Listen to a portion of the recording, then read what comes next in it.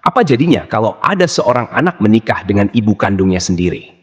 Hal gila ini ternyata dilakukan oleh seorang raja zalim yang bernama Namrud. Bagaimanakah kisahnya dan bagaimanakah kematian raja zalim ini? Untuk itu, di video kali ini kita akan membahas tentang ketika Raja Namrud menikahi ibu kandungnya sendiri.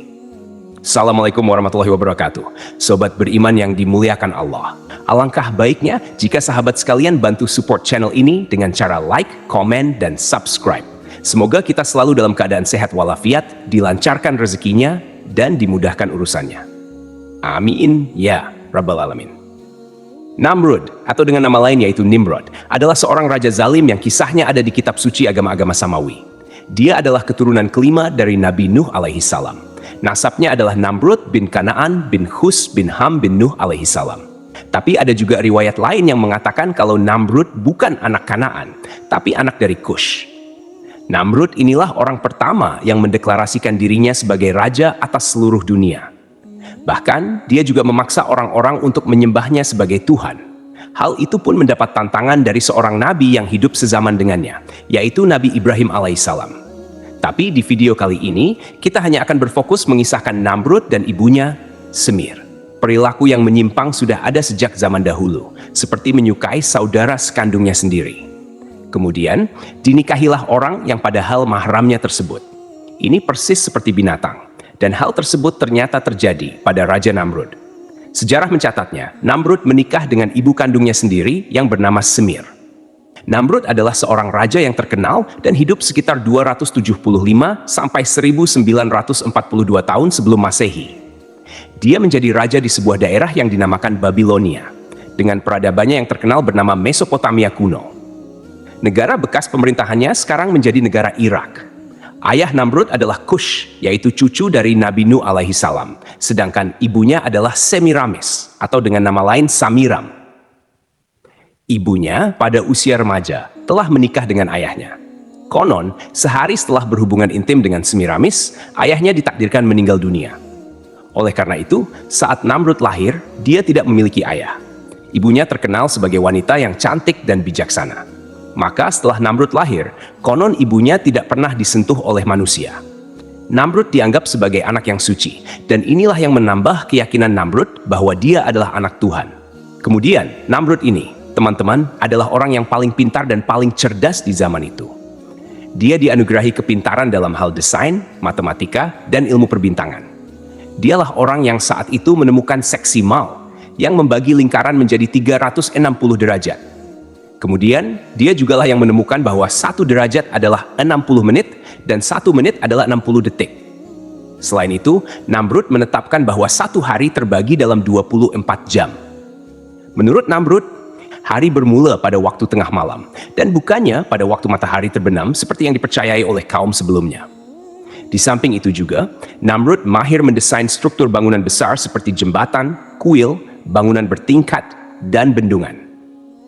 Bukti bangunan yang telah dibangun Namrud salah satunya adalah pembinaan sistem saluran irigasi di lembah Tigris dan Eufrat.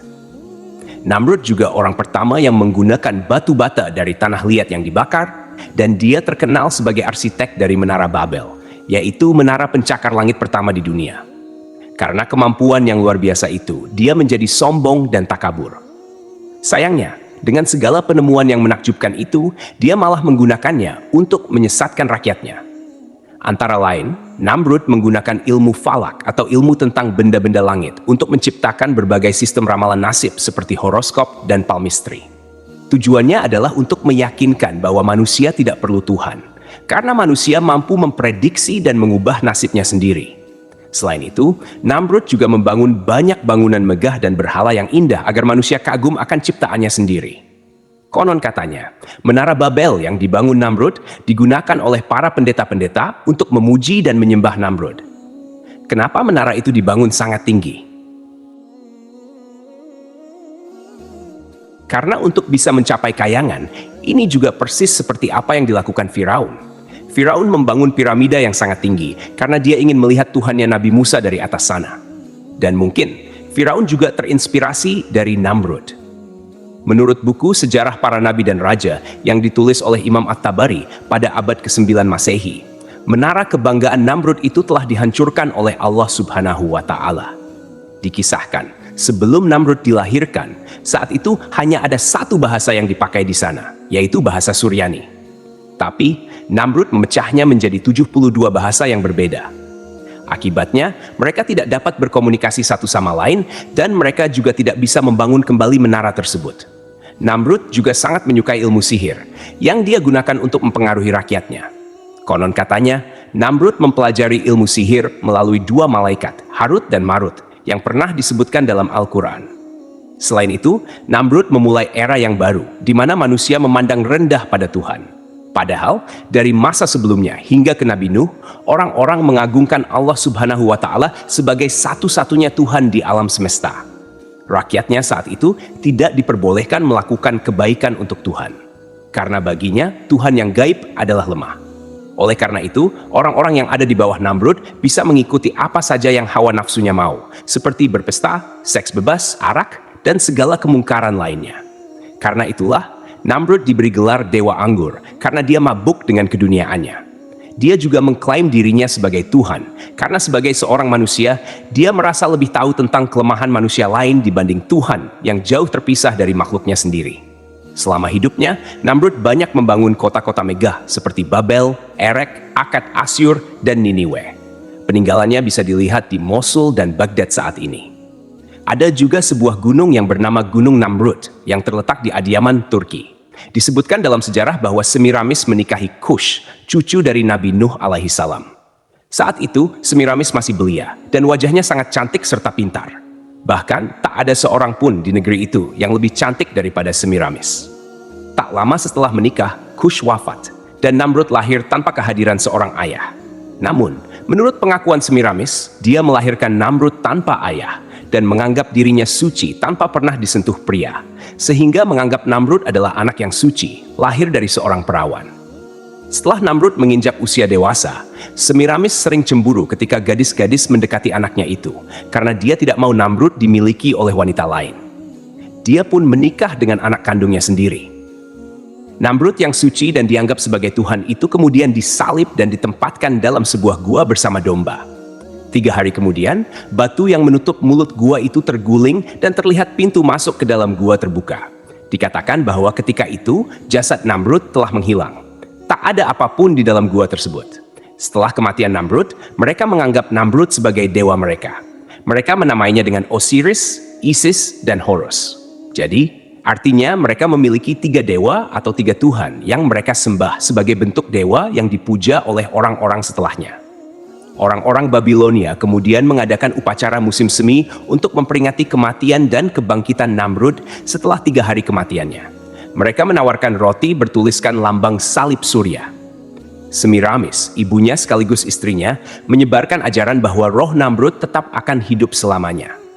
Untuk memperingatinya, sebuah pohon evergreen atau cemara ditafsirkan sebagai bukti kehidupan baru bagi Namrud.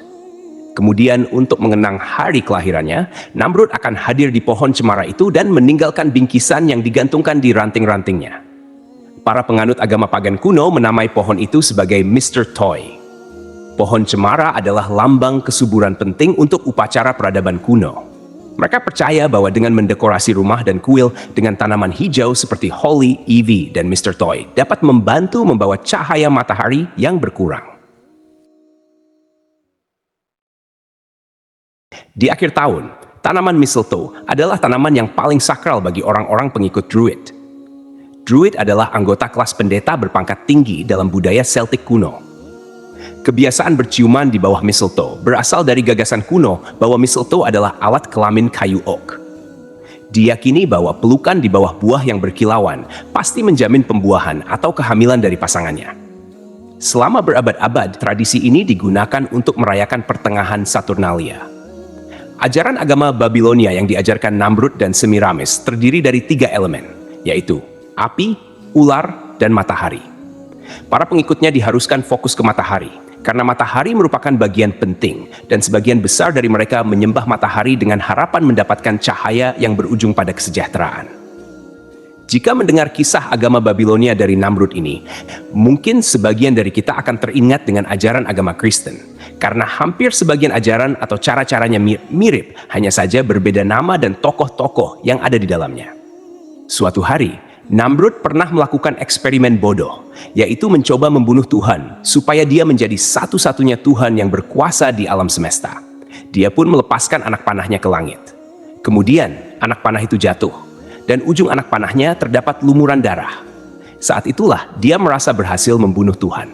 Kalau kita mendengar kisah ini, kisahnya hampir sama dengan Ya'juj dan Ma'juj di akhir zaman, yang mencoba membunuh Allah Subhanahu wa Ta'ala dengan melepaskan anak-anak panah mereka ke langit. Mungkin saja Ya'juj dan Ma'juj ini terinspirasi dari Namrud. Padahal, untuk kita yang berakal, itu adalah suatu tindak kebodohan. Mungkin saja Namrud tahu kalau tindakannya adalah kebodohan. Namun, Namrud hanya berusaha meyakinkan orang-orang bahwa di atas sana sudah tidak ada lagi Tuhan yang harus mereka sembah. Tetapi, beberapa orang tidak yakin bahwa Tuhan benar-benar sudah mati dibunuh oleh Namrud. Akhirnya, Namrud pun melakukan percobaan kedua. Suatu hari, dia mengumpulkan seluruh bala tentaranya di suatu tempat. Kemudian, dengan aba-abanya, mereka semua serempak melakukan gerakan menyerang. Namun, bukannya berhasil membunuh Tuhan, datanglah segerombolan nyamuk yang menyerang mereka. Ribuan nyamuk itu menggigit dan mengerumuni bala tentara Namrud hingga banyak yang mati.